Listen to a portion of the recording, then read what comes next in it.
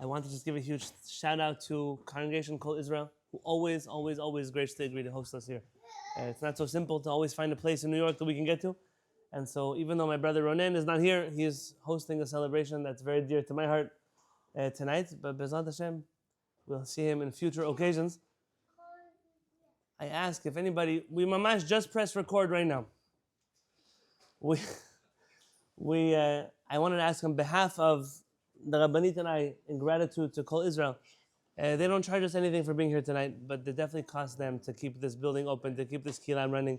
And we're big fans of what happens here. And if I could ask for you, if this place matters to you and the ability for us to meet here matters to you, to please go online and show them appreciation by way of a donation, to let them know that we care and that we as the Shiviti, greater Shiviti, care about them and are grateful for them for what they do for us. And we got here just a few hours ago from San Diego, California.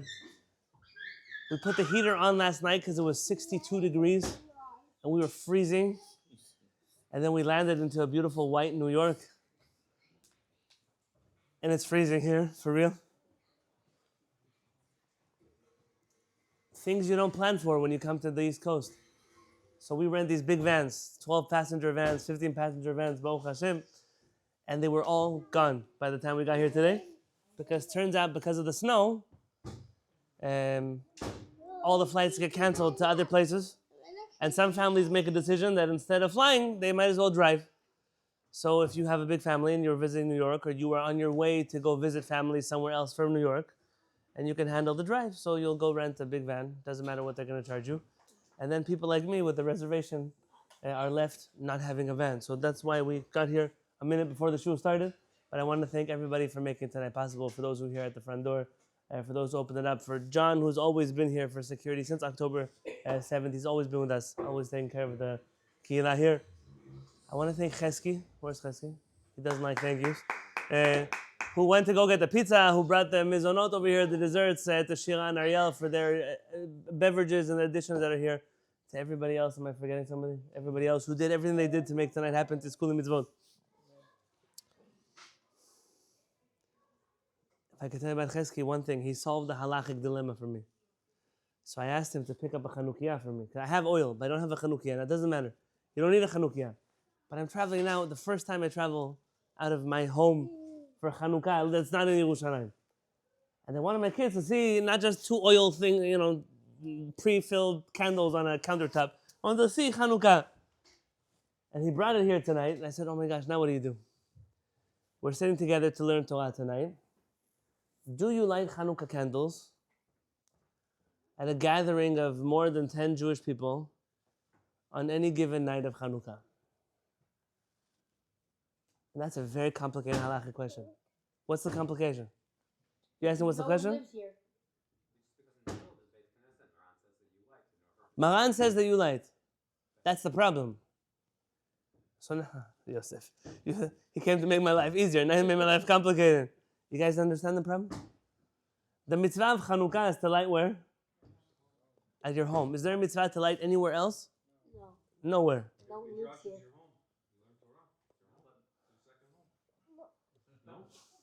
Yeah.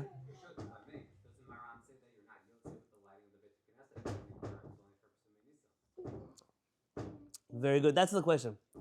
Who lets you light candles in a place that you don't live just for the sake of Pilsumei Nisan?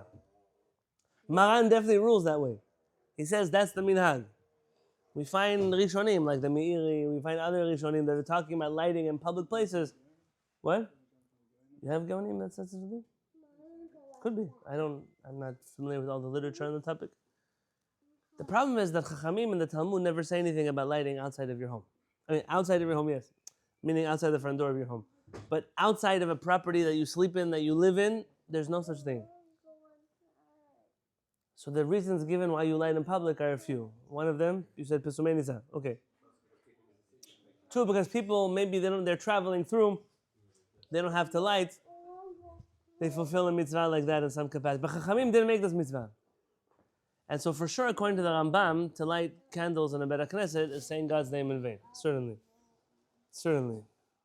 And Maran, just like that, tells you, okay, but you can say a blessing in the Beit HaKnesset, that's the minhag.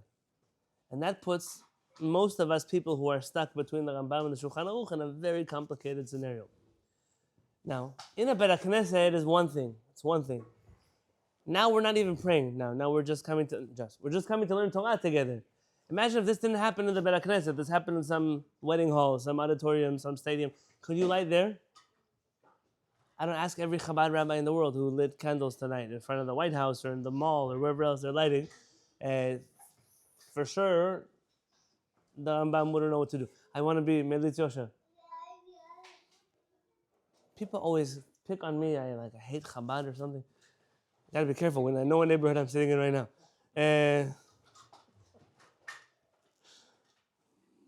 Chacham Mordechai Eliyahu, Alav Shalom, used to say, it says in Al HaNisim, V'hidliku nerot b'chatzerot kodshecha. They lit candles in the courtyard, your holy courtyards. He said, if the Al HaNisim was talking about just the courtyard of the Beit HaMikdash, it would say, courtyard. In your courtyard. But it says courtyards must mean that Chabad was already lighting Chanukiot all over Yerushalayim, and that's how the minhag came from like that. If you live in the car. So now what do we have? Another dilemma. What's the other dilemma about lighting candles? The brachot, are they levatala? Well, if Maran says you could say them, then I can't say levatala. What's the problem though? Time. Tell me about the time.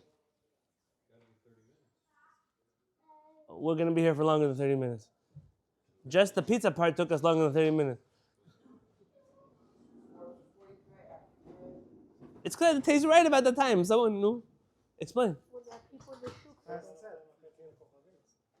Well, there are still people in the shoot. That's what the Rambam said. There's still people around the street. Is that what the Rambam said? That's what you said. There's something like that.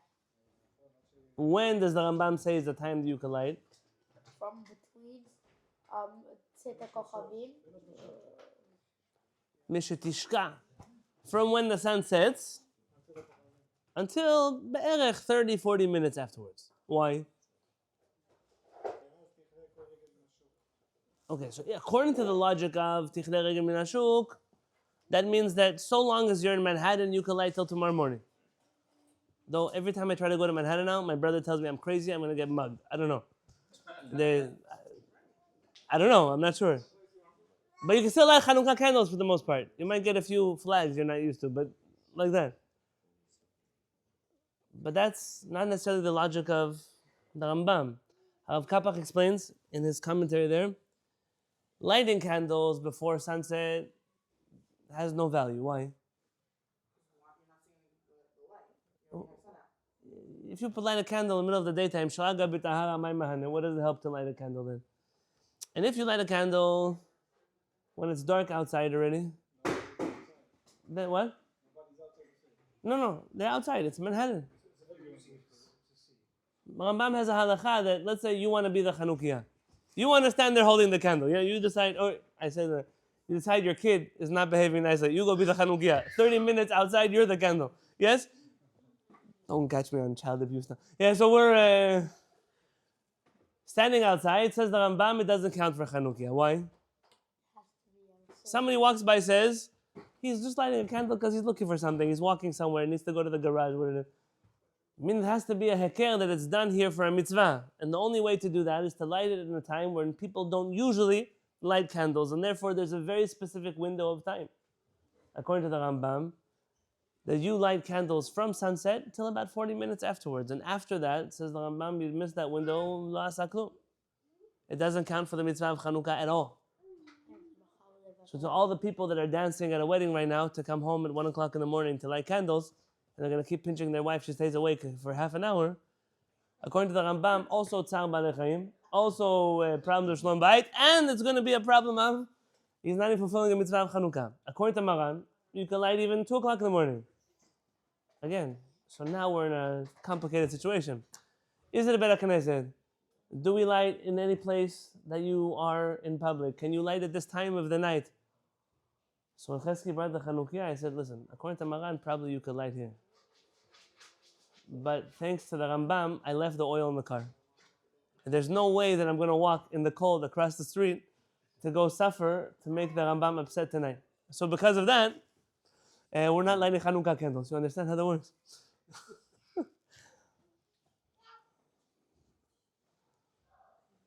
So now on a serious note, because that was just to get us started. I was thinking what to learn tonight. I want to tell you how this works here for those that are here for the first time. We have been learning Torah together for many, many, many, many years. So tonight is just one extra limud Torah opportunity in the hundreds and hundreds of opportunities we have to learn Torah together. If you have to leave early tonight, that's normal. This is already late because we were supposed to start at 8:30. So if you have to leave, you can go. If you see that on the way out there are still people coming, don't be surprised. They know how the timing around here works. The whole idea is that a Beit Midrash is the word they use now in the world, it's a very fluid space. We're here together forever. So because of that, we have many opportunities to learn Torah together. If you have to go at any point, please don't feel shy. Just say Shalom Aleichem before you leave so you're not a stranger, and then you can head on out. But please take pizza for the road because there's a lot more to go. I wanted to share with you an essay of Rabbi Haim David Halevy tonight. We've been studying the writings of Rabbi Haim David Halevy now for a number of years together in the context of our Mishpat Tzedek classes.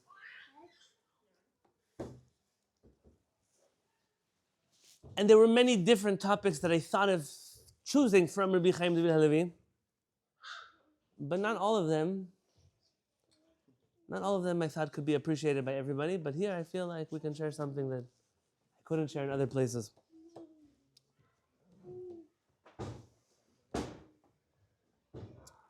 The story of Chanukah, if you were to read, I didn't see the letter this year, but every year they put out a letter from the White House.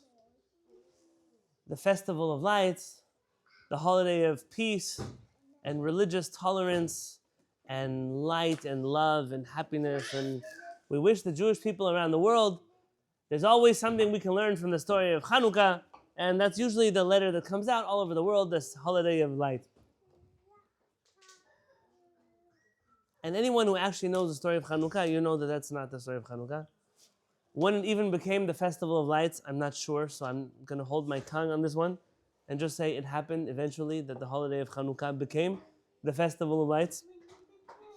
But certainly a holiday of peace and religious tolerance, it never was, and it hasn't yet become.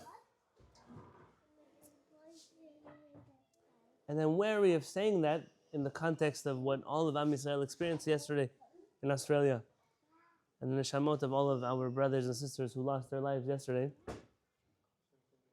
Kadosh Baruch Hu Hashem Yikom Damam. We should avenge their blood. And we should merit to never have to hear those kind of things again.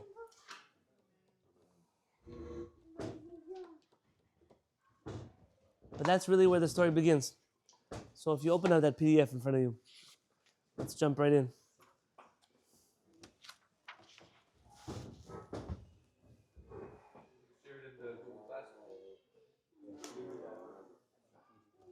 You know that I sent you the wrong article? No, I was right. The right one.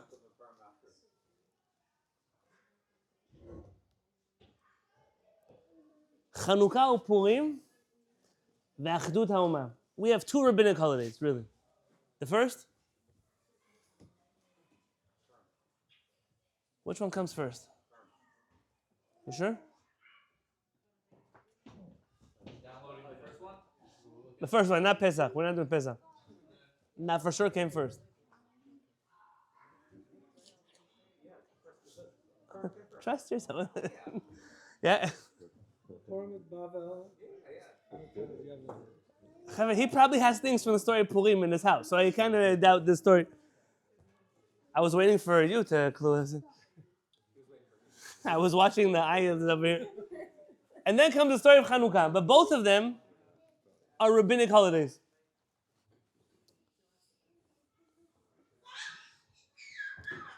I have a bedin for Gyu, and last week one of the people that is studying Torah with me, she reached out to ask a question that's been bothering her for a long time.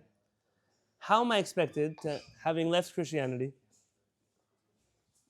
on Chanukah, light candles that are not mentioned in the Torah, and say the blessing, Asher Kiddushanu B'Tzudav B'Tzivanu, L'Hadlik Ner, Shem, without Shem, Chanukah.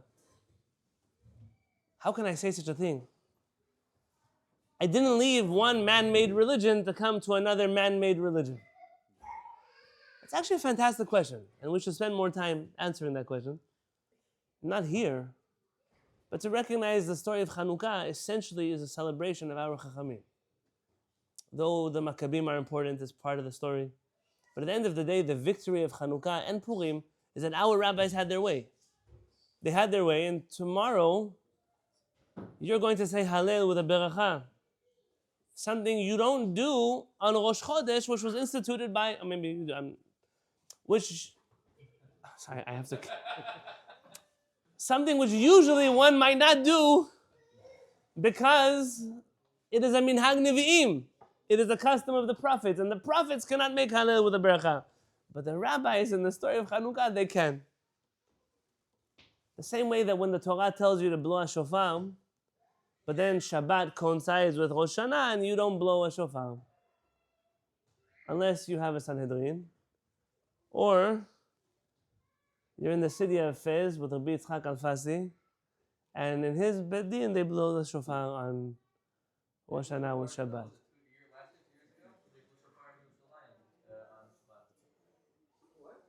When I was living in the old city of Yerushalayim, and Shabbat coincided with Rosh Hashanah, Mori Harav, Harine Kaprat Mishkan, Zechet Tzedek, he asked us that week, no, so did you go hear the shofar? Where? So there's some Sanhedrin came here to the old city. They had a tkiyat shofar they did on Shabbat.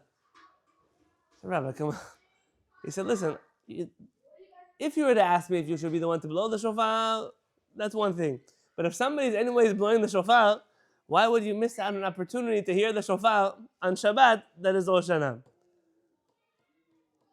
So yes, there are some people that are still...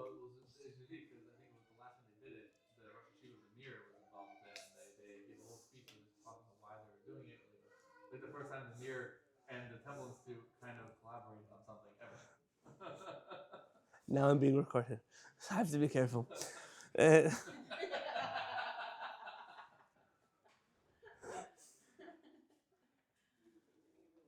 ימי חנוכה ופורים, אף שלא נזכרו בתורה והם תקנות חכמים. The days of Chanukah and Purim, though they are not written in the Torah and they are made by our rabbis, אף על פי כן נרמזו בתורה. They still are alluded to in the Torah. וכך שנינו לפסוק בפרשת התוכחות בספר ויקרא פרק כ"ו, when we are told in the Torah in the book of ויקרא. ואף גם זאת, בהיותם בארץ אויביהם לא מאסתים ולא גאלתים לכלותם להפר בריתי איתם, כי אני אדוני אלוהיכם. That even when they will be in the land of their enemies, I will not despise them, I will not, I don't know all the synonyms here. Not. That's the next one. What's the difference between Mastim and Gealtim?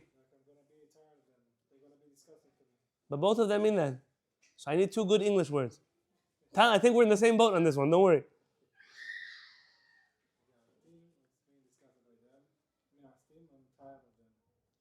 More, Maus is something gross. Good, okay, so now we have 2 meanings. Lechalotam, I won't destroy them. La'afer briti itam, I will not destroy my berit, my covenant with them. Ki ani Adonai Elohechem, because I am Adonai your God. Lo mastim, say our rabbis, bimei kasdim, she'emadeti lehem Daniel, Hananiah, Mishael, ve'Azariah. In the days of the Kasdim, I gave them Daniel, Hananiah, Mishael, and Azariah. Velo ge'altim, and I wasn't disgusted with them. Bimei Yevanim, in the days of the Greeks, she'emadeti lahem Shimon HaTzadik v'Chashmonai uvanav Matityahu Kohen Gadol. I gave them these righteous Chashmonaim. 2.5 years ago, we sat here speaking about Shimon the Maccabee in the book of Maccabees, sitting in Aza, fighting with the other Antiochus about whether or not it belongs to the Jews. Echoing the words of Yiftach, no? Yes? Yiftach HaGiladi.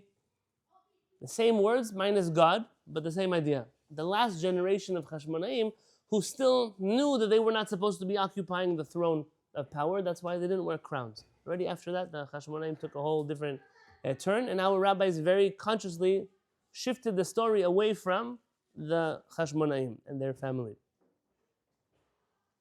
Lechalotam, to destroy them, b'mei Haman, she'emadti lehem Mordechai ve'Esther. In the story of Purim, he gave us Mordechai ve'Esther. Le'afer beriti itam, b'mei Parsiim, in the days of the Persians. she'emadti lehem shel bet ribi v'chachmei adorot, ki ani Adonai Elohechem, because I am Adonai your God. Le'atid lavo, in the future, she'en kol umah v'lashon yichola lishlot behem, because there is no nation on earth that will be able to dominate the Jewish people. Lamdecha, to teach you, שיד ההשגחה העליונה מתגלה בכל מערכות חיי האומה עד לגאולה העתידה. That HaKadosh Baruch Hu's providence is found everywhere until the final redemption. Every time that you might think HaKadosh Baruch Hu has an excuse to hate us, to despise us, not to want us, for every Bible-thumping rabbi that comes through town telling you that HaKadosh Baruch Hu hates you and wants to destroy you, and that's why everything is happening, for every person in the world that came through telling you why October 7th happened and why the Holocaust happened and why, everybody knows all the answers why everything happens. They also know when the Mashiach is coming and what day he's coming and what he looks like, and it's always their rabbi. It's always going to be like that. This story is the opposite by HaKadosh Baruch Hu. Always he's going to find a way to get us out of whatever mess we got ourselves into. And that's exactly what we're going to focus on. Less on Purim today, more on Chanukah. במאמרנו זה נתמקד בחנוכה ופורים, ובעיקר בחנוכה, mainly חנוכה. והנה לגבי חנוכה משתמשת תורה בביטוי קשה ביותר, ולא גאלתים בימי יוונים. The word גאלתים is worse than mastim, like Tal told you. The word גאלתים is to like be repulsed, ממש, to despise people. That's the wording used by חנוכה. ומכאן שהיו ישראל ראויים באותו דור להיותם נגאלים על ידי הקדוש ברוך הוא. So seemingly the generation of Jews in the story of Chanukah were so despised by HaKadosh Baruch Hu, וצריך להבין מדוע, מה היה חטאו הגדול של אותו דור שהיו ראויים להיות נגאלים. What exactly was the wrongdoing of the generation of the Hashmonaim in the story of Chanukah that means that HaKadosh Baruch Hu so despised them? Let's look under the 3 stars on page 92. נקדים שאלה מפורסמת וידועה על השינוי המהותי שבין חנוכה לפורים. Let's deal with first a halachic question. A major difference between Chanukah and Purim. כי ימי חנוכה נקבעו לימי הלל והודאה והדלקת נרות לפרסום הנס בלבד. Okay, I have to pause for a second and tell you a story about my wife. I got married to my wife. Those of you who know her, you know her. Without her, none of this exists. So, Rabbanit, thank you always for being who you are and for doing what you do for us. But the Rabbanit had to sacrifice a tremendous amount to marry me, but more than to marry me, to stay married to me. And I think the most shocking moments in our early years of marriage were that we observed 2 completely different religions. It's not like Shia and Sunni. It's like 2 completely different religions. And for those who think that I'm being sarcastic, I'm really not. I'm not. I obviously don't think that it's 2 separate religions. Hi, I think we have recordings with the girls making the same sound. The first Shabbat after my Sheva Brachot, we got married. I came home from the Beit HaKnesset on Friday night. That was the first religion, number 1. Where I grew up, women are also Jewish. So women go to the Beit HaKnesset. Where my wife grew up, women don't go to the Beit HaKnesset. Especially not on Friday night. I don't understand. I once, in the beginning, early years of my Kehillat, I would see ladies come all the night al tefillah. All of a sudden, the night of Pesach, for example, none of the ladies are there. Say, why not? Well, we have to set the table and the seder and the guests are coming. So I gathered the ladies of the Kehillat together and I said, I want to ask you, how much money did the men who come to your house on Pesach, how much did they pay you for dinner? How much did the guests that you're hosting from out of town, how much your in-laws pay to be by you for Pesach? Can you please stop giving away the zechut of coming to the Beit HaKnesset on the night of Pesach, saying Hallel with the community, to be together, to learn Torah before the Seder. Can you stop giving that away to free riders, freeloaders, people that come to eat your food for free? Yeah, but they don't want to wait. It's too late. I said, good. So tell them when they come home, they're going to set the table. And they're going to cut some salads with you. And then they're going to start the dinner. What's the big deal? And ever since then, Baruch Hashem, in my Kehillat, men, women, children, bakol mikol kol. I am not giving musa to anybody. I'm telling you, your religious experience is not worth somebody else's matbucha salad. Okay? It's not worth it. Not worth it.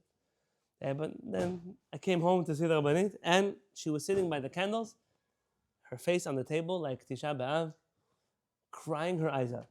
Now, for sure, you cannot accuse Hasidim of not being happy on Shabbat. That's not something you can accuse them of. So this is clearly not a Hasidic custom. And I was worried. I was doing my checklist, young Chatan, flowers, check. She doesn't even like flowers.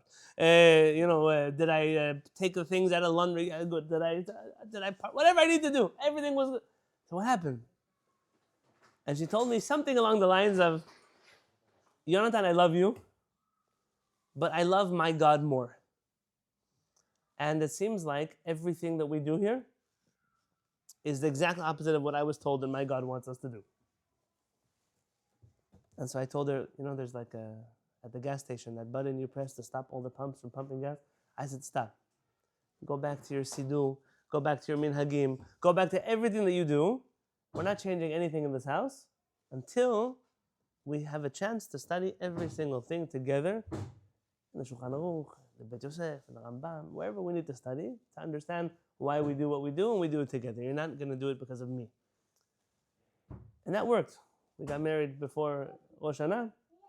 Rosh Hashanah came around. I said, how was that for tefillah? Have you ever heard Achot Ketana? Have you ever heard in your life, Et Shaar Ratzon Lipatech? There's so many beautiful tunes. And Motzei Rosh Hashanah, she's like, that was so beautiful. But now I'm waiting for Rosh Hashanah. So, well, gotta wait till next year. It's a whole different holiday, Rosh Hashanah, than Rosh Hashanah. And Yom Kippurim was very similar. Beautiful selichot, but it doesn't remind me of home. But nothing got us ready for Chanukah and Purim.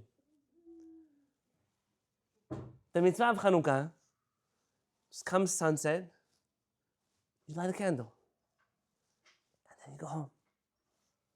If you light it in your home, you light a candle, and then you stay home. And then tomorrow morning, you go to the Beit HaKnesset, and before you leave the Beit HaKnesset, you say Hallel. And that's Chanukah. I'm sorry to make it sound like that, but that's Chanukah. What is Rosh Chodesh? And my wife's reality, and don't accuse him, not American Christmas, Chanukah, gifts and lights and none of that. But a month before Chanukah, there are decorations for Chanukah, and there are songs for Chanukah, and there are dancings for Chanukah, and there's Tish after the Chanukah lighting and before the Chanukah lighting. And how many Chanukah songs do you know? Yair? Where is it? He's screaming now. Yeah. You guys know some Chanukah song? Dreidel, dreidel, dreidel? Good, okay. What else? Ma'os tu Yeshuati, what else? Very good. What else? Dib the latka, none. Okay, there's something about flip the latka. There's something like that. Hebrew ones, you know Hebrew ones? Ma'os tu, you said. That one, Chanukah, Gefel Kol Kach. Very good. Shira, what's another Chanukah song? Banu Choshech Legaresh. Very good. What's the first heretical song of the Zionist movement for Chanukah? No, that's a good one. It mentions the Mikdash. Halavai. This one, the first heretical song the secular Zionist movement made for Chanukah. All your kids are going to sing it this year at the Chanukah play. No, that's in the Siddur. Mi Yimalel Gvurot Yisrael Otam Mi Yimne. Who is going to enumerate the bravery of Israel? What does the pasuk say? What is the pasuk? Mi Yimalel Gvurot Adonai. Who is going to say the greatness of God? En bechodo yakum hagivor goel ha'am. In every generation, there's the warrior, the strong one that rises up to save the Jewish people. Now you might think, okay, we're getting to God. Shma bayamim hahem bazman hazeh.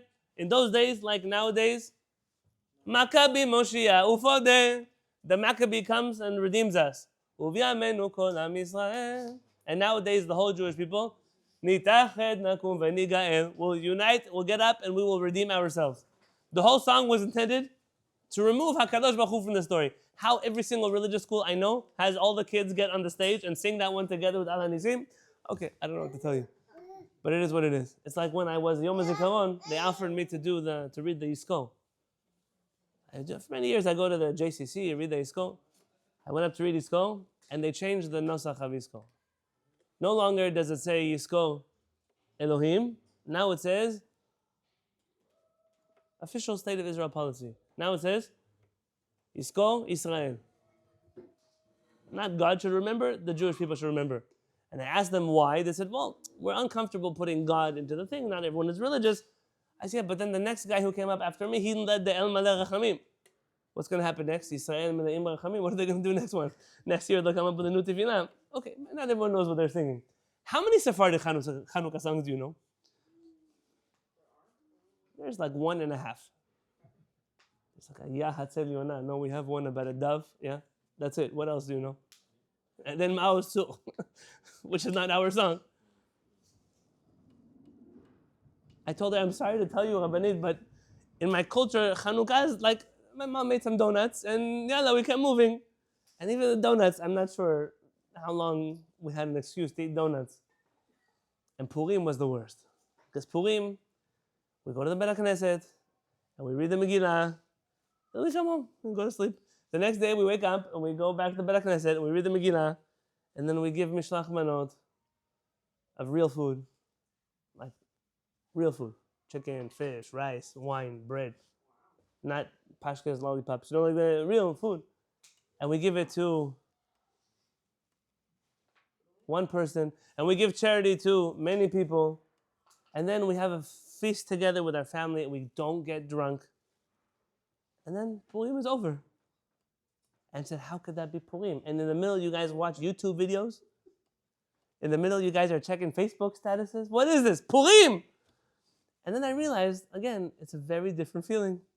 I'm not telling you that all Sephardim experience Chanukah and Purim the way that I do.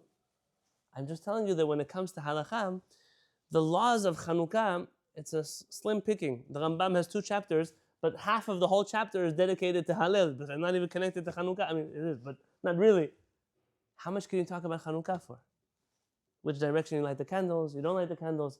There's one mitzvah in Chanukah of candles, and one mitzvah of Hallel, and that's it. There's not even a mitzvah, don't shoot me, at least not according to Shulchan Aruch, there's not even a mitzvah to be happy on Chanukah. You tell everybody happy Chanukah, Simcha is not one of the mitzvot of Chanukah. Now everybody's depressed, I see everybody's faces here. It's not a chag, there's no korban chagiga happening now. So what is it? It's Chanukah, that's what it is. What do you want from my life? Purim has many mitzvot. Purim has Megillah at least twice. Purim has Mishloach Manot, Matanot Evyonim, a Seudah, some kind of drinking perhaps that should happen or shouldn't happen. There are a lot of mitzvot to do on Purim. There's a mitzvah to be happy. There's a mitzvah, that's why you're doing Matanot Evyonim, to make other people happy. By the way, the first time you find Matanot, the Mishloach Manot Ish L'Re'eh, when do you find it for the first time in the Mikvah? For which holiday? Before Purim?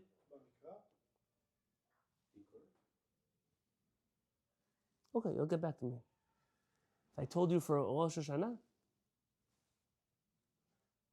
okay, you'll look, you'll get back to me. Rosh Hashanah. It's an old Jewish minhag to do Mishloach Manot Ish L'Re'eh. You'll look it up, you'll get back to me. For right now, there's a reason why when Purim comes around, we're trying to imitate something.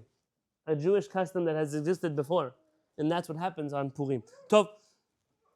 So Maran writes in Shulchan Aruch, ריבוי הסעודות שמרבים בהם הם סעודות הרשות. The meals that people eat on Chanukah are all optional.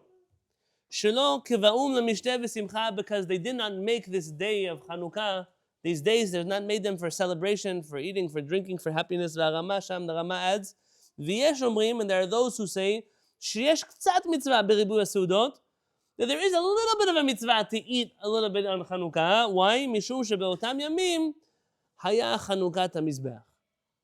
Because in these days, we dedicated the mizbeach, the altar in the temple. So why are we eating now? Not really because of Chanukah, but because of Chanukat hamizbeach. There's a midrash. The midrash says that Moshe Rabbeinu finished building the Mishkan in the 25th of Kislev. But what happened? He waited until Nisan. What does the midrash say? Why he waited until Nisan? It's the month that Yitzchak Avinu was born. You got to learn midrashim on your own. I don't get paid enough to teach midrashim. So what happened in the world is that midrash says that Moshe Rabbeinu moved the celebration to Nisan. So HaKadosh Baruch Hu said, must be that I have to give back the month of Kislev, a holiday, so I'm giving them Chanukah. Yeah, that's what the midrash says. So the little bit of a mitzvah to eat now is to celebrate not Chanukah, but the fact that many, many years earlier, Moshe Rabbeinu kind of shortchanged Chanukah from happening at the right time.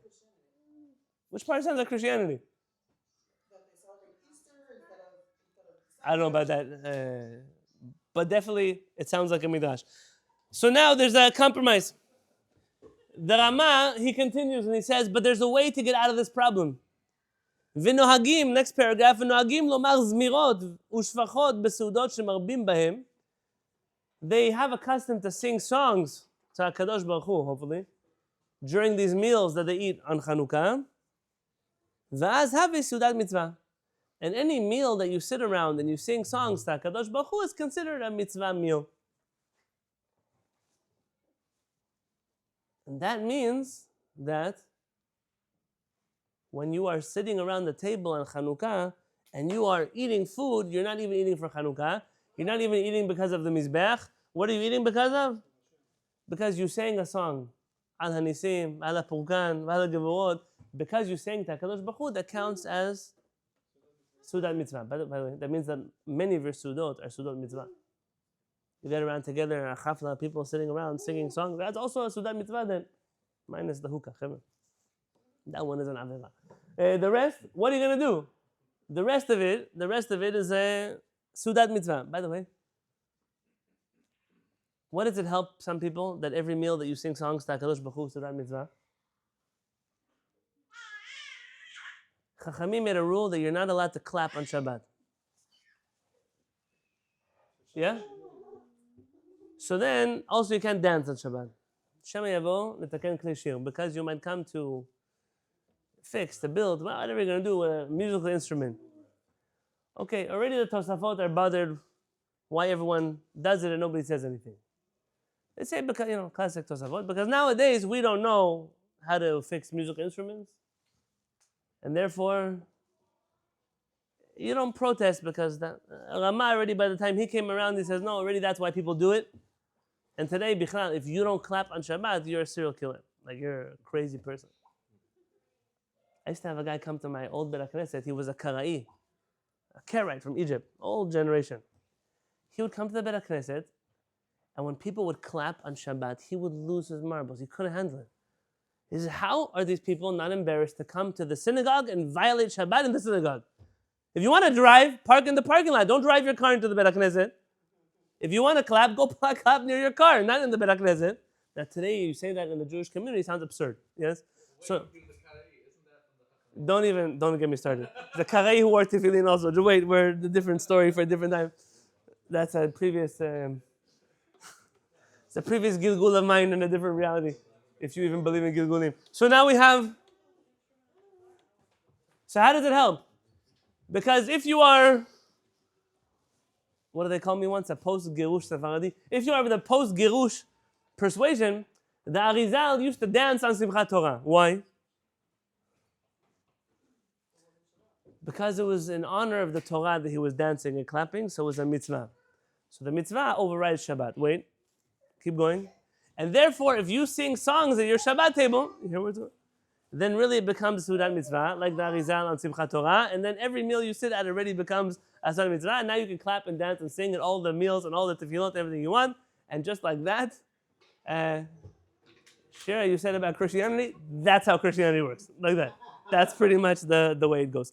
So, compared to Purim, Chanukah is pretty slim. So the Levush comes around and he offers a solution. What's the major difference between Chanukah and Purim? Somebody sent me a WhatsApp message from my wife's side of the family that the Greeks cared about our physique and our health and our sports, and because of that, Jews have a minhag to eat latkes and donuts and everything else just to show them that we're fighting them still until today. Okay, some people are machmir, like they're eating chazon ish size sufganiyot. You know, they can relax a little bit when it comes to this. Levush has, you've heard this before, but probably never the way the Levush said it. My kids were taught this at school, but probably not this way either. The bottom of the page, the Levush writes the last two words, Ki bepurim, page 93. הייתה גזירה להשמיד, להרוג את הגופות, ולא את הנפשות.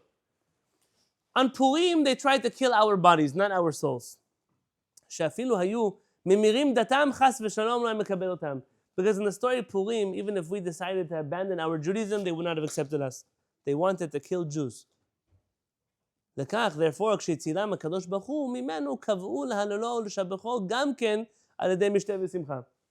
Because it was our physical body that was harmed, we celebrate through our physical body. מה שאין כן בימי אנטיוכוס, שלא גזר עליהם להרוג ולהשמיד, רק צרות ושמדות כדי להמיר דתם. ואם היו ישראל חוזרים לאמונתם, חס ושלום לא היו מתבקשים יותר, אלא שהגביר הקדוש ברוך הוא יד ישראל. So what happened was that the Jewish people were persecuted only spiritually. If they had decided to become Greeks, they would have been left alone. And because of that, what happens? They made a law, lehalel ulhodot levad, only to give thanks to HaKadosh Baruch Hu in a spiritual way.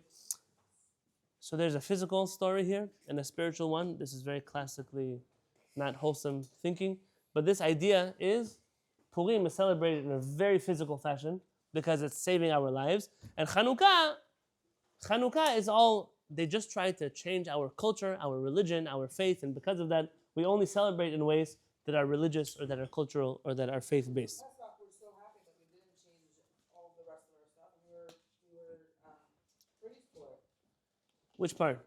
That we didn't change our names, our dress, our culture, our religion, our whatever. I'm going to run with that fabricated midrash, but let's do it.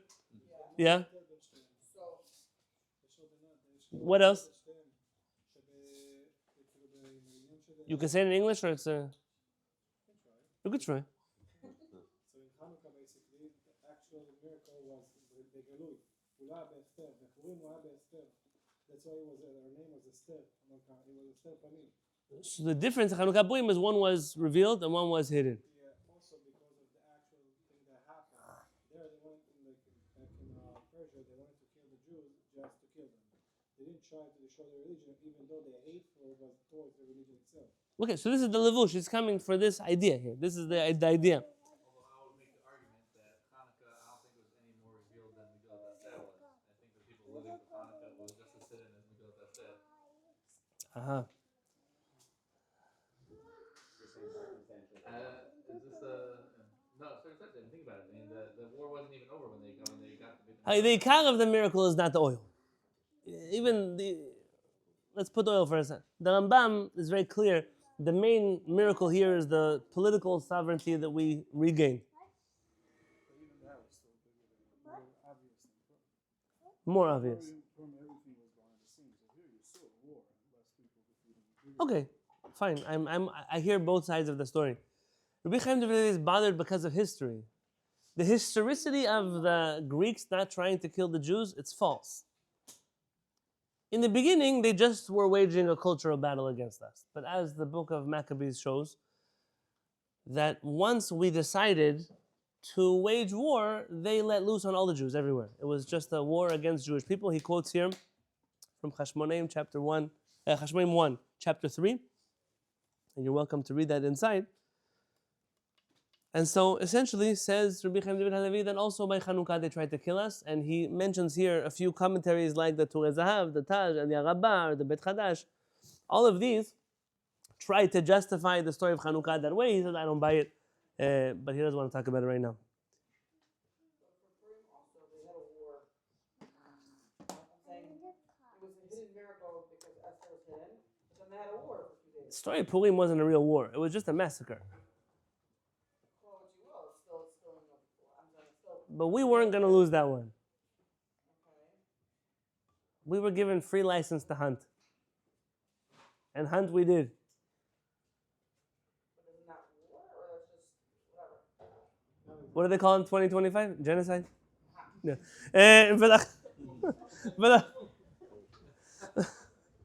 ולכן, you see, they only see my face, they don't see your face, you're okay. ולכן, נראה לי לומר, it seems to me to say, שבימי הפורים, says Rabbi Haim David Halevy, the fundamental difference between Chanukah and Purim is not what you think. שבימי הפורים היה עם ישראל כולו מאוחד ומלוכד סביב ההנהגה הלאומית. The Jewish people were united surrounding their leadership. Who was the leadership of the Jewish people in the story of Purim? Mordechai and Esther. How do we know that they were united? Look on page 94. Because Mordechai tells Esther, don't you dare tell anybody that you're Jewish. Don't tell anybody where you come from. I don't want them to know about it. And it keeps telling the story. She doesn't tell anybody who she is or where she comes from, like Mordechai told her to do. From here you learn that Esther gave in to the patriarchy, and really the heroine of Purim is Vashti, and that's kind of what Judaism looks like in America also in 2025. Shira, you're not hanging around the right people, let me tell you. Google it. You'd be surprised. I clearly don't agree, okay, clearly. But what happens? If this was now, and Esther had married the king, and she was Jewish, then Adam Sandler would have added her to the Chanukah song. All the Jews would talk about it. Everybody would know, everybody would tell, nobody would keep the secret. How could it be that everybody kept the secret of Esther? Because the Jewish people were united for a common goal. This is not the same when it comes to Chanukah. The whole story of Chanukah is Jewish people fighting against each other. The story of Chanukah is probably one of the ugliest stories in our history. I'm near Crown Heights, right? So I'm going to quote the Lubavitcher Rebbe. Alav Shalom. He writes in his one of his books of Likutei Sichot, you say, Al Hanisim, מסרת גיבורים ביד חלשים ורבים ביד מעטים מורשעים ביד צדיקים וזדים. You said it? You don't say it? Okay. You gave the great into the hands of the few and the strong in the hands of the weak. But when you get to the words, you gave the evil into the hands of the righteous and the impure into the hands of the pure. He argues, obviously from a very Hasidic perspective, that you don't use words like pure and impure or righteous and evil about Greeks. It's not fitting. Those are words usually used about Jewish people. And therefore he says, must be that part of Al Nisim is referring to the civil war that happens inside of Am Yisrael. Yes, we're fighting a war against the Greeks. And yes, I'm going to speak about it in a different place, that really the war against the Greeks was not so complicated.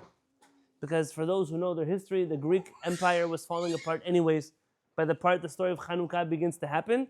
And this is the major difference between the story of Chanukah, which was successful, a successful uprising against occupation in Eretz Israel, and the story of what's another unsuccessful uprising? Bar Kokhba.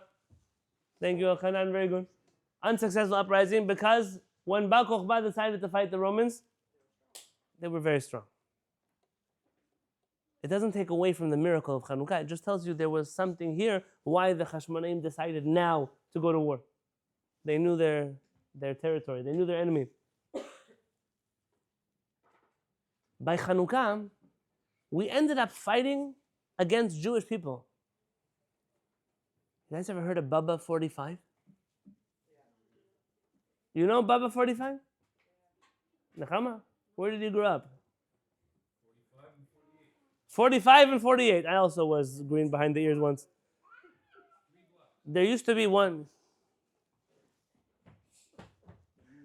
They moved. There used to be one Babav, Allah Shalom, and then it became two. And then they split between 45th Street and 48th Street. Is that the story? Be'erich. Okay, now there are two Babavs. The problem is that the families are the same families. So my wife has cousins that are Babav. Some of them are 45, and some of them are 48. Some of them are brothers and sisters with each other. Some of them are parents and children. Some of them are in-laws. And that means that if your brother is from the wrong babav, maybe you don't talk to him anymore.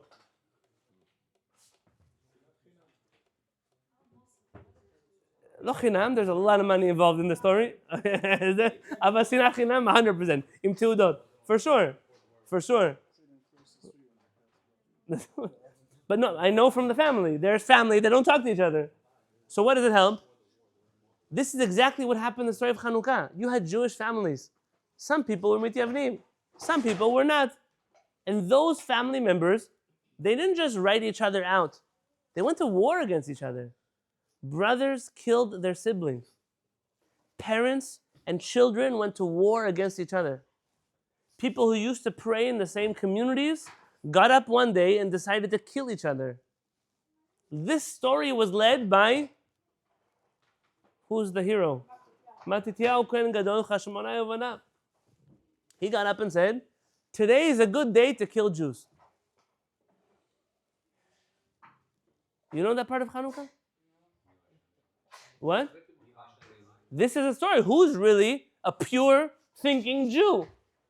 And he goes to war. And by the way, this story has therefore been manipulated into so many other narratives of which Jews we should kill now. I'm not here to take that ride with you. I'm just here to tell you this part of the story, which is essentially when we stand here at Chanukah celebrating a story, this is the last holiday you could call the holiday of peace and love and religious tolerance. This is not the one. We didn't even get along with each other. In fact, we had to wait until we killed enough mityavnim that either the rest did teshuvah, what they call it, scared straight, they did teshuvah, or they ran for the hills, or they ended up buried in the hill. But that's all that happened in the story of Chanukah. And then we won. And so what we're celebrating on Chanukah is a miracle that we won, but it comes kind of like what I felt last night. I'm going to give you a hug afterwards. Yes? That's my brother Ronen. But the story of Chanukah means that just like last night when we were lighting Chanukah candles and singing Hanerot Halalu, there were families that were getting ready to sit Shiva. The same way that every year that you and I celebrate Simchat Torah, there are families that forever for them, that will be the yortzeit, the askara of their brothers, their sisters, their children, whoever died on October 7th. That complicated emotion, we won the war, but at what cost did we win the war? I came here a few days after October 7th to give a shiur. And I said a lot of things then. I said this last night to my Kehillat. Mori Haravi told me that in the 6-day war, he wrote, I'm allowed to share, he's not here anymore. He wrote it down also, but he told me that at the 6-day war, he said, Ra'iti orot b'shamayim. I saw light in the heavens. He said, if you would tell me 3 days, 4 days, the Geulah is coming, the Beit HaMikdash is being rebuilt, then I would have believed you. He said, it wasn't so long afterwards that not only there were no lights, all the windows were closed. After October 7th, I felt things, tragedy for sure, tremendous opportunity. That today, regardless of where you stand in the political spectrum of the Jewish people, today I think we can all agree that we lost too much, and I don't know how much we gained for how much we lost. And there are forever going to be people that these last 2.5 years, I come from a family of people who lost members of their family in the wars of Israel. Mishpachot shakulot, we call them. Those relatives of mine, their life is never the same after. It's not something you get over. It's not something, especially in Israel, it could always happen again. Somebody's brother, somebody's cousin, somebody's husband, somebody's uncle, somebody's sister, somebody. After that kind of victory, says Rabbi Haim David Halevy, our rabbis felt like you could thank HaKadosh Baruch Hu for winning, but it would be entirely inappropriate to be celebrating with food and drink while half of the Jewish people were sitting Shiva. Yeah, we won. But the price that we paid to win was too high. And says Rabbi Haim David Halevy that in his opinion, this is why the wording of the Mikra, Velo Ge'altim, I did not abhor them, I did not despise them, because really Jewish people who kill other Jewish people are worthy for the greatest Ge'ul. It's the most disgusting thing you could think of. A Jewish person killing another Jewish person? Are you out of your mind? We don't have enough people that are trying to kill us. There's not enough of them. Now you want to go kill Jews? You all remember I think all of our lives changed the day that Levi Kletsky walked home. I heard his murderer just died. I don't know. I didn't know him. I don't know the story. I don't know anything. I don't know. All I know was the feeling of horror to hear that a Jewish child was kidnapped was one thing, but to then hear that he was killed by somebody Jewish was a whole nother blow. It's not that Jewish people are too good to kill. I'm not telling you that I'm telling you it's a very jarring feeling. It's something that it's not normal. And that was the story of Chanukah. And our rabbi said, you can't celebrate this holiday like you celebrate all other holidays. By the way, from here you might begin to understand the importance of the miracle of the oil.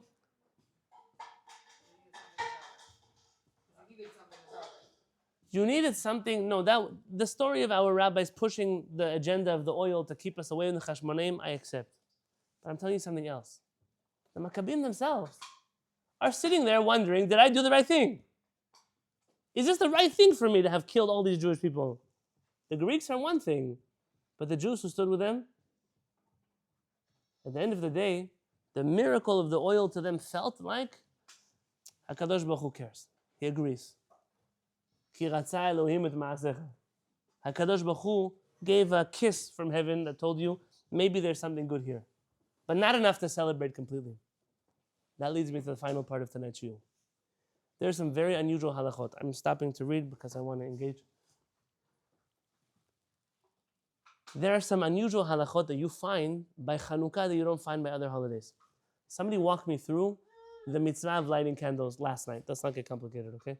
You're allowed to say that last night was one night to Chanukah. Last night was one night to Chanukah. On the night of Chanukah, number one, you're supposed to light how many candles? One candle. When do you light a shamash? If you don't have light. If you have light on in your house and you light a shamash, then you are an Am Haaretz. It's okay, you're allowed to be, I lit, but it's not a good thing to be. You know?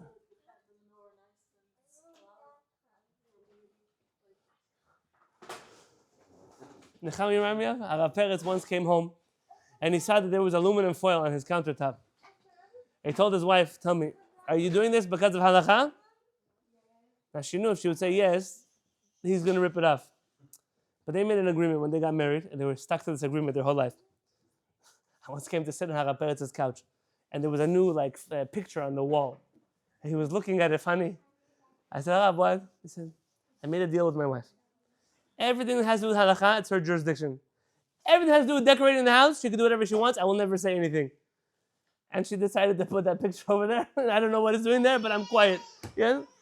So she told him, no, I put the aluminum foil. I really like how it looks. And like that was the aluminum foil on the counter. Okay, I'm not going to do the same thing with the shamash. That's what you want. The whole reason you have a shamash, when people started lighting Chanukah candles inside, our chachamim were worried that people would use the candles. And therefore they said you have to add some other source of light in order to make sure you don't use the Chanukah candles. There's nobody in the world, at least not in this room, that lights Chanukah candles in the dark in their house and who needs a shamash. So I used to, now when I first became a rabbi in America, I didn't light a shamash because I never lit a shamash. And then the people who come to my house, hey, Rabbi, how can you light a shamash? Don't you know you're supposed to light a shamash? So because of them, I put a shamash, but I refused to use olive oil. Paraffin oil, I don't know, give me motor oil, whatever's going to light is not something that people will think will be a mitzvah. No, they already wax, they have kabbalah about wax. That's a whole nother...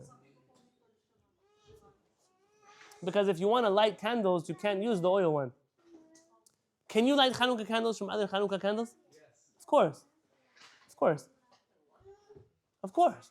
You're not allowed to use Chanukah candles for your benefit, but for the benefit of Chanukah candles? Of course. But you can't do it with an oil candle. How are you going to tip the oil candle to light other oil candles? So they have a wax candle. That's where the wax. Now, the wax, you don't need it. So last night you would have lit one candle. If you were one person, I will see you in Florida. Zlat Hashem. Chevra, I want to give a shout out to Zev.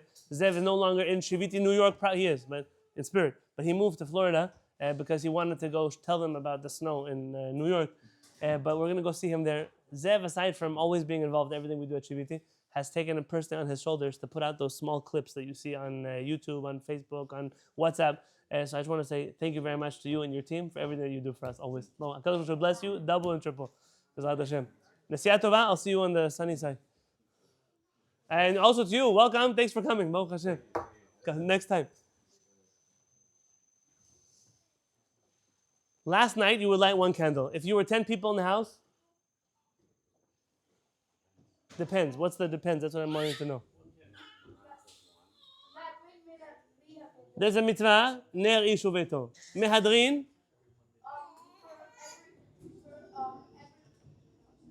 One candle for everybody in the house. Yes? Mehadrin, mina mehadrin. One candle for every day and every person in the house.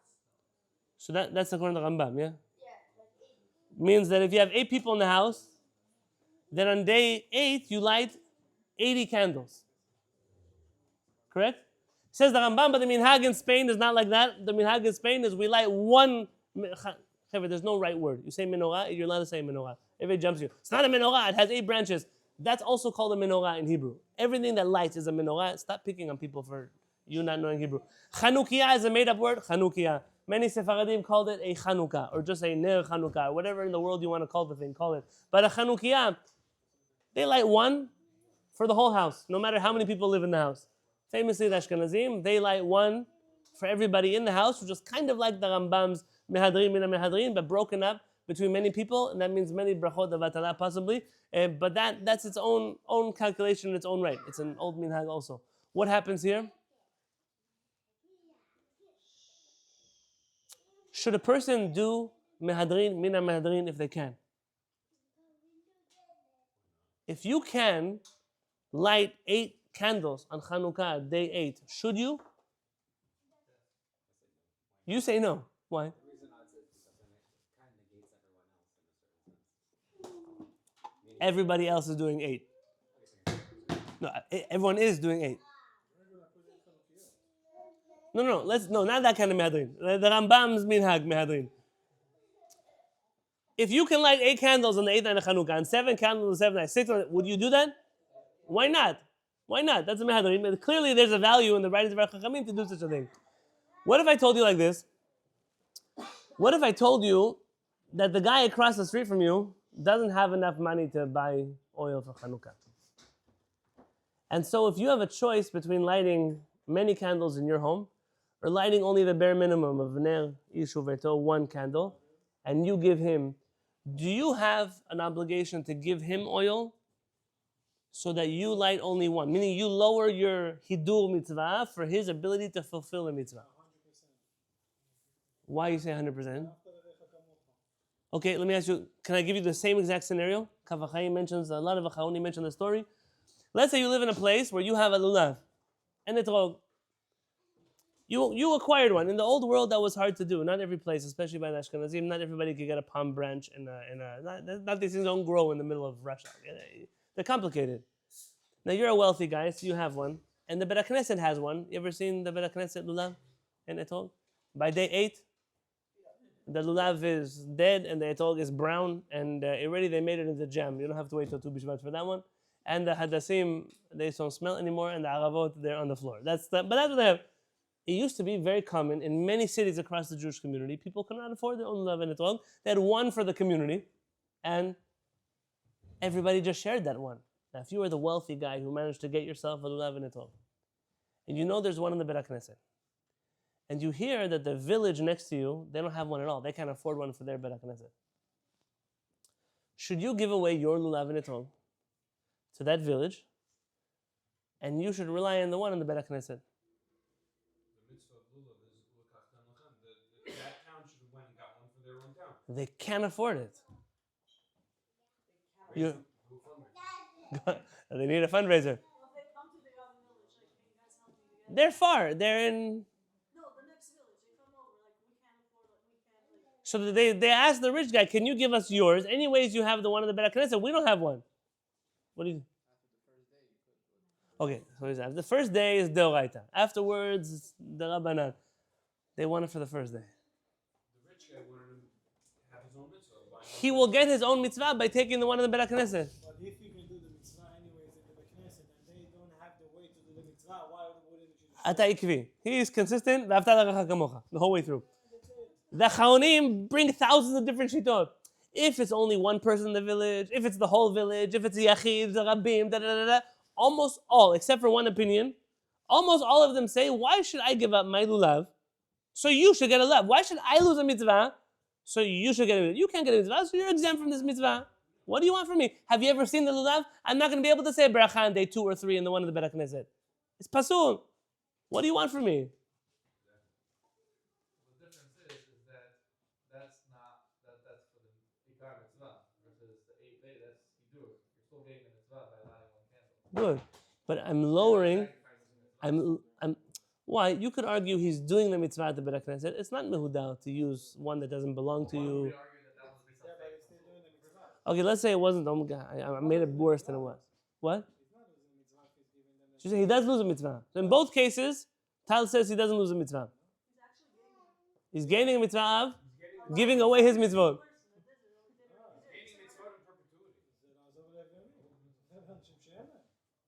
Okay, now this, you find it in a few other halachot, but if you wanted to go look up in the laws of lulav, go look there. Magen Avraham mentioned a lot of different opinions about this one. There's a famous Teshuvah Bet Yaakov, he mentions it here. They all argue about this one. By Chanukah, they don't argue. By Chanukah, pretty much. Yeah, let's look together. On page 95, the Magen Avraham says, Im yesh lo shemen betzimtzum. Second paragraph. V'lechavero en lo bichlal. If he has a little bit of oil for himself, and his friend has no oil at all, mutav she'adlik b'chol layla ner echad v'yiten gam לחברו. שהרי מעיקר הדין אין צריך אלא נר אחד. He only needs one, according to halacha, so better to share the oil than to keep it all to yourself and do hidu mitzvah.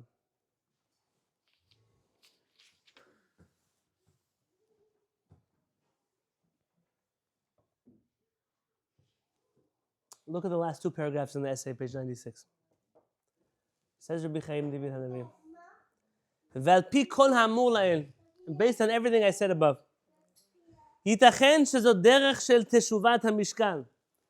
That somehow these halachot of letting someone share your oil are here to balance out the imbalance in the story of Chanukah.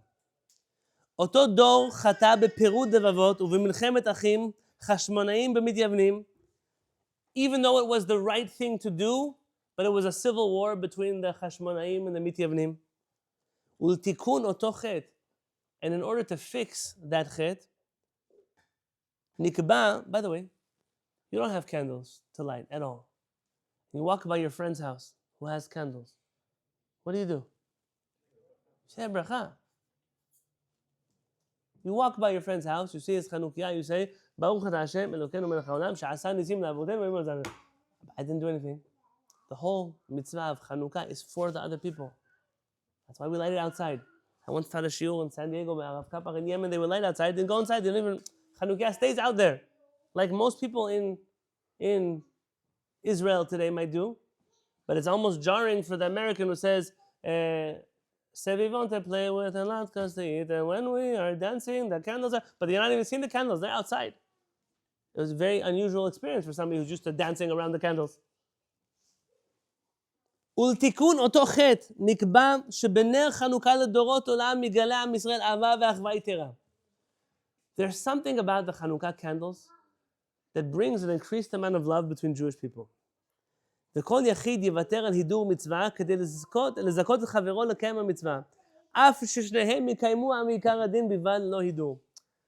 The hidur mitzvah of Chanukah is not the hidur in how many candles do you light. The hidur mitzvah is to recognize that what brought us to this holiday was Jewish people fighting with each other. Even if it was a justified fight, and even if I could come up with a reason why it was a good fight, at the end of the day, Jewish people killed Jewish people.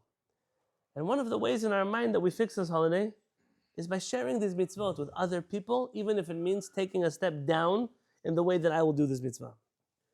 ומוסר השכל לדורנו. And it's musar for our generation. המצפה ומייחל לגאולתנו השלמה. We've been talking for a few years now about Mishpat Tzedek, about Sanhedrin, about Jewish government, about national law, about what it could look like if the Jewish people could get their act together and build a country that actually followed some kind of Judaism in it.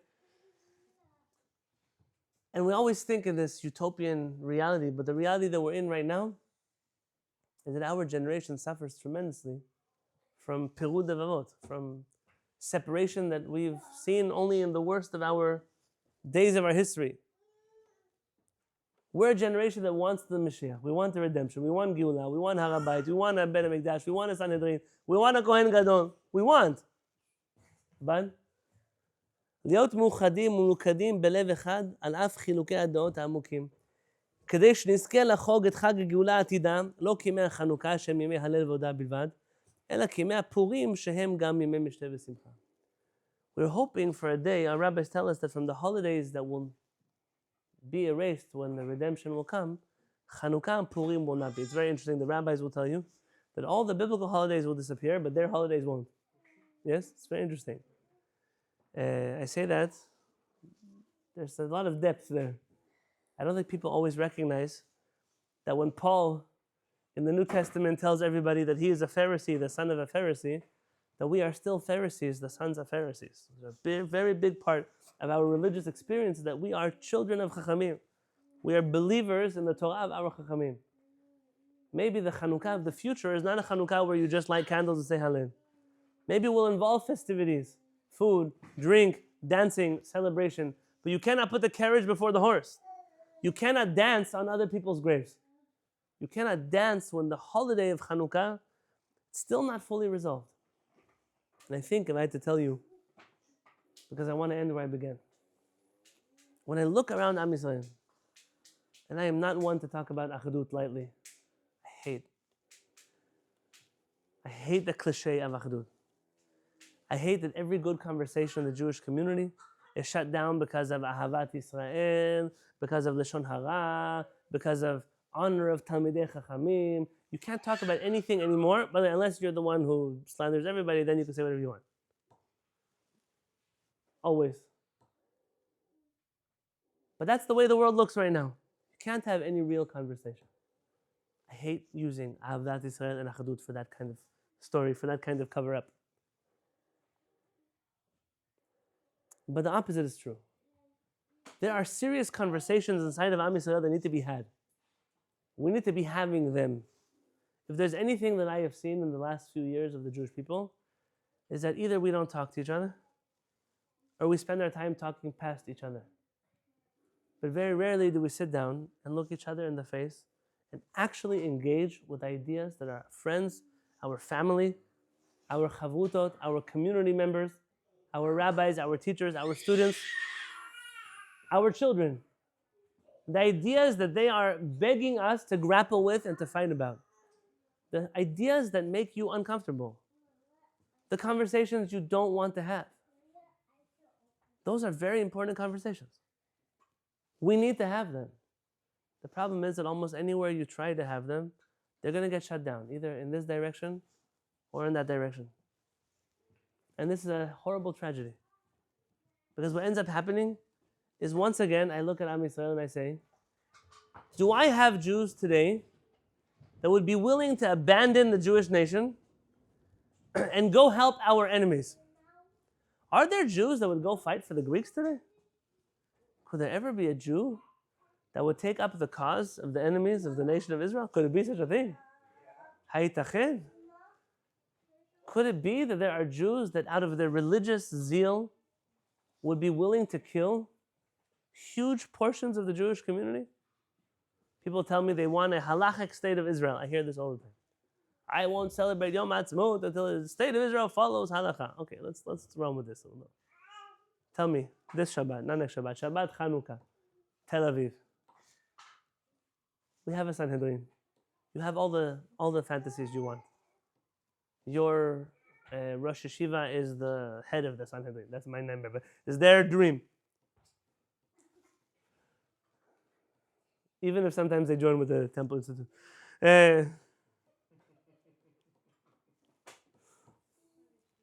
What's going to happen Sunday morning to all the Jews in Tel Aviv that broke Shabbat in the ideal state of Israel? of these Jewish people, we're going to look, ISIS looks good compared to what we would look like on Sunday morning after Shabbat Chanukah. I'm sorry to tell you that. But that's the reality. The fact is that if you've heard people speak in the last 2 years, they're even willing to say such things. All of you should die.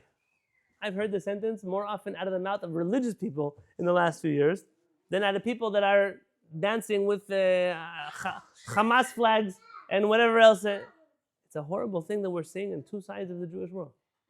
And there are more sides than just those two sides. There's even Baba 45 and Baba 48. I sometimes walk into a room of Saradim and I'm afraid if I speak too much about the Shulchan Aruch or too much about the Rambam, who's going to kill me? The zealotry has come everywhere. And the problem, nobody's talking to anybody.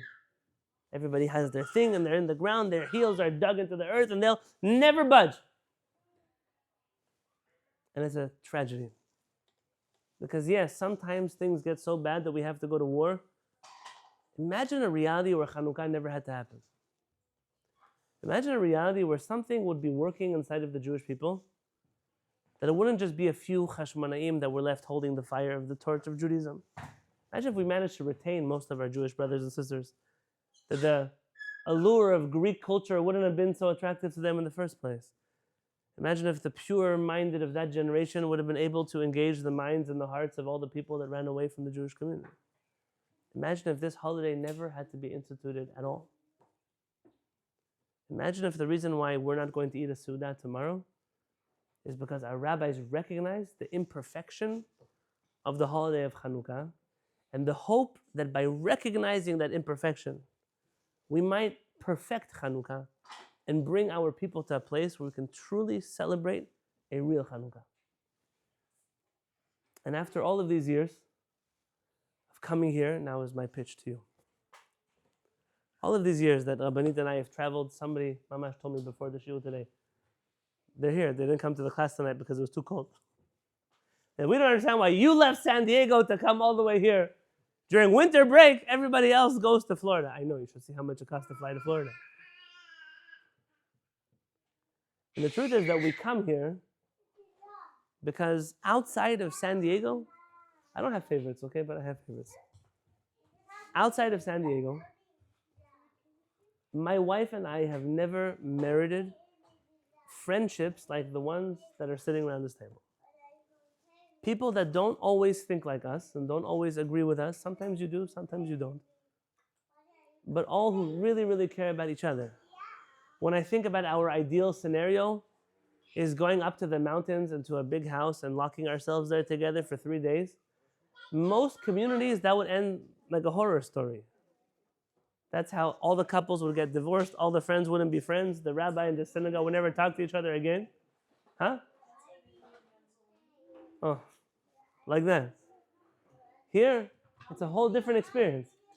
Why do we come? Do you know how much a trip to New York costs with 8 people? I'm not fundraising. I'm investing. I'm telling you that we come here because I don't have people like you anywhere else in the world. I appreciate you. I'm speaking for the Rabbanit for sure. The fact is that I know that in this Beit HaMikdash, if I could sit down the Chashmonaim and the Mityavnim, if there was any group of people that would convince them before they go kill each other, not to kill each other, it's the people here. It's the people who believe so much in the purity of the Torah and also so much in not killing Jewish people who fall short of our expectations of Jewish people. And sometimes I wonder if we do a disservice by letting all of the people out there kill each other, instead of getting up a little more often and speaking a little bit louder about how none of that has to be. It doesn't have to be a Baba 45 or a 48. It doesn't have to be that when I quote the Lubavitcher Rebbe in a Torah class, some people are holding onto their chair because they're upset, and some people are holding onto their chair because, what do you mean, you think he's the Mashiach too? Or it doesn't have to be. It could just be that like an old school Sephardic Jew, an old school Ashkenazi Jew too, by the way. I'm very upset at the erasure of old school Ashkenazi Jewry. But people tell me it's not my fight to fight, so I should shut up. I fight it anyways. I fight it anyways. The laws of kashrut in my wife's grandparents' house and the laws of kashrut in my house are almost identical. Almost identical. It's 70 years, chavra. And there's a whole new religion. But that's not for today. I'll come back for Pesach to talk about that one. For right now, it's embarrassing to me that we have so many different kinds of Jews. And the whole world is hell-bent on killing us, on hating us, on erasing us. And we are hell-bent on not doing anything together with each other. It can't be. It can't be that we can talk with each other. It can't be we can pray with each other. It can't be. You should sit down with a Reform rabbi. You should pray with conservative Jews. You should dance at a Hasidic wedding. You should say Selichot for 40 days with Faradim. Are you crazy? We have our own people. They have our own things. That kind of lunacy never fit here. It never worked well here. And I really believe, I told you I'm ending, but it's an essay I taught many years ago. One of my favorite Ashkenazi rabbis in the world, Rabbi Yaakov Weinberg, alav shalom. Somebody who, Professor Mark Shapiro wrote a book about him called Between the Yeshiva World and Modern Orthodoxy. Okay, that's a classic Professor Mark Shapiro title. But the book is important, very, like all his books, very important to read. Rabbi Yaakov Weinberg has a whole essay on the horrible word called tolerance. It's such a horrible concept, to tolerate somebody. Now obviously, he said, we all are taught that tolerance is a good thing. So when you attack the word tolerance, we all get very defensive. What do you mean? Tolerance is a great thing, it's a value. It's kind of like in the world today, if you want to go buy something, and they tell you, I have like an old house or a modern house, or an old car or a modern car. I have old clothing or modern clothing. Everybody's going to choose the modern one. Until you walk into the Orthodox Jewish community, the word modern is like, no, I don't want to be modern. I don't want a modern talit. I don't want a modern, nothing. Modern is a derogatory word. The same when I say things about kiruv. Yeah, I once made a video about kiruv. How many people came after that video? It made rounds. Called the crime of kiruv. I didn't plan to upset that many people, but it upset a lot of people. But kiruv became the baby of the Orthodox community. It's what they do to, they lose so many Jews every Shabbat and every day and every week and every year and every month that they have to make sure that they bring in as many Jews as are running away. So that's kind of how the balancing of the books works. And I said some things there about the word kiruv. It's a very sensitive word to people. The word tolerance, says Rabbi Yaakov Weinberg, means I will never actually engage with you. Rather, I'm going to tolerate you. The way that I tolerate you is by, you have a very passionate opinion about something. I say, don't worry, it doesn't matter. It doesn't matter. We're friends anyways. I want it to matter, and we should be friends anyways. I want to be able to fight with you and still have dinner with you. Just tell me. But our Chachamim, this was their way. They were sonim zelazeh, and they didn't leave until ad shayu ohavim zelazeh. This was the difference between the Torah scholars of Bavel and Eretz Yisrael, Rabbi say. These ones were macharivin zed zeh b'halacha, they destroyed each other halacha, and these ones were man'imim zed zeh b'halacha. They didn't mean they agreed, they made each other pleasant with halacha. I mentioned my wife's family, I could say the Shevach also. I learned a long time ago that whenever I go to a Shabbat table, I don't usually go anymore. And a topic comes up that is uncomfortable, so the Jewish people have a way to get out of any good conversation. Someone's going to talk about how the guy in the Beit HaKnesset is abusing his wife. Someone's going to talk about how there's aguna. Someone's going to talk about, I don't know, some rabbi is stealing from somebody's molesting. What's going to come up at the table? What's going to happen? Oh, it's a good time for a Shabbat song. They're going to do something to get away from the conversation. Oh, wait, the songs exist to avoid any real conversation. People talk, a little bit about sports, about it comes to real conversation, they sing it all away. That's usually what happens. Imagine if the opposite were true. I have one brother-in-law. His name is Rabbi Oded Nulman. I'm not going to be happy I mentioned his name. But he is a serious Talmid Chacham. Some of you may know his father, Captain David. I don't know if you heard of this, these CDs or these tapes. He's a famous Rosh Kollel in Yerushalayim. He's married to my wife's older sister who set us up, actually. She's still in witness protection program after that.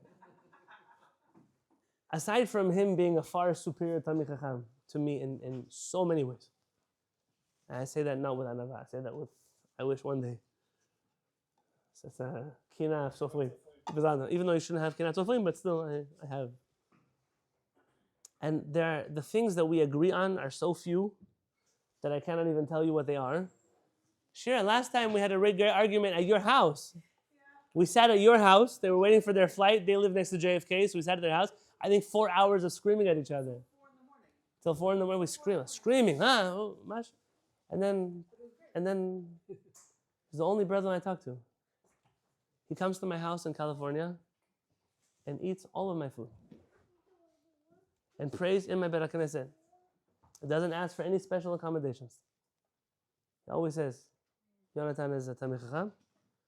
Even though this is not what we do in my house, he told his kids also whenever they visit me, it's the only one I don't have to buy special milk for, special eggs for, special onions not left out, all kinds of things. People have things they have to worry about.